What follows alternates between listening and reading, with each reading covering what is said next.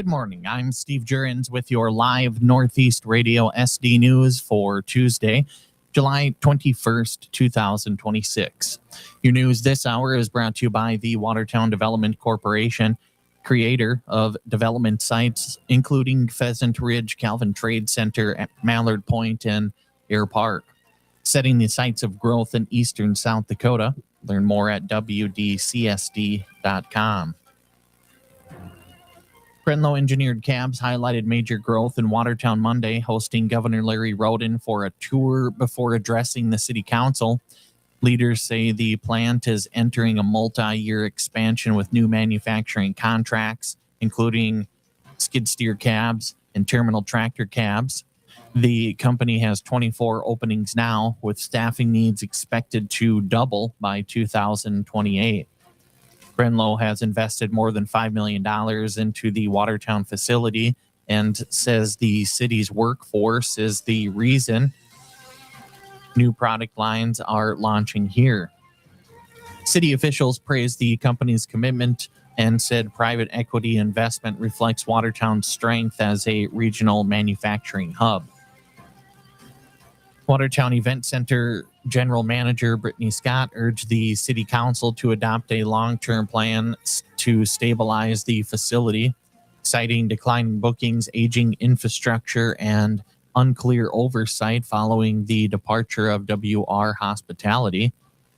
Wedding bookings for 2026 have dropped from an average of 35 per year to just 14, with an estimated $147,000 in lost revenue. Scott said staff have recovered $90,000 in new sales despite absorbing unexpected costs. She said she asked the city to commit to a capital plan, clearer accountability, and long-term stewardship. Visit Watertown's Lindsay Stengel reinforced the event center's importance to tourism and overnight visitor spending. A federal judge has blocked South Dakota from enforcing its new abortion pill advertising ban while a First Amendment lawsuit proceeds. Judge Camela Theeler ruled that Mayday Health and former legislator Nancy Turbeck-Berry are likely to succeed in their challenge, saying the law directly regulates speech based on content. The injunction prevents Governor Larry Rhoden and Attorney General Marty Jackley from enforcing the statute during the case.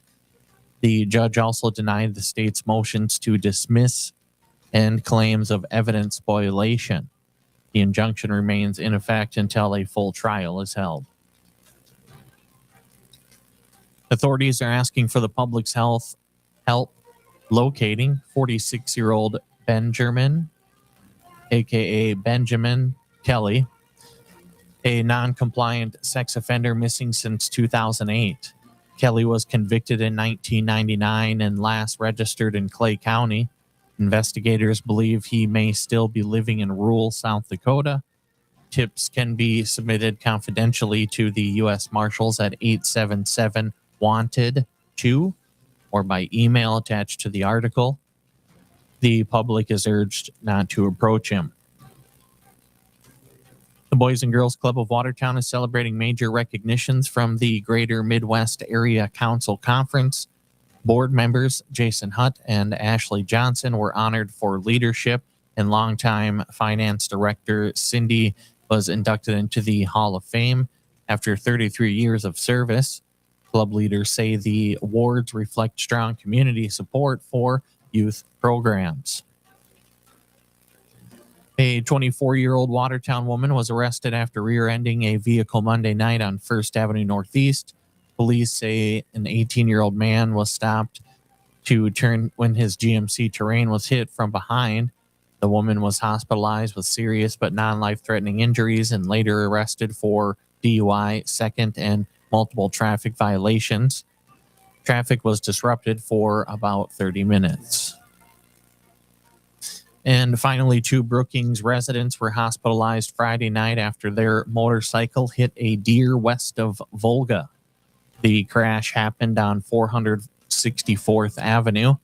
Both the driver, 29-year-old Anthony White III, and a passenger retreated at the scene before taken to the ER. The sheriff's office is investigating the crash. And your news this hour was brought to you by the Watertown Development Corporation, creator of development sites including Pheasant Ridge, Calvin Trade Center, Mallard Point, and Air Park, setting the sites for growth in eastern South Dakota. Learn more at wdcsd.com. Read more full, in-depth stories online at northeastradiosd.com. Check out the Daily News Recap podcast and live interview uploads. And don't forget to sign up for a newsletter delivered straight to your inbox every morning at 6 a.m. With today's local and state news from Northeast Radio SD Studios in Watertown, South Dakota, I'm Steve Jurens.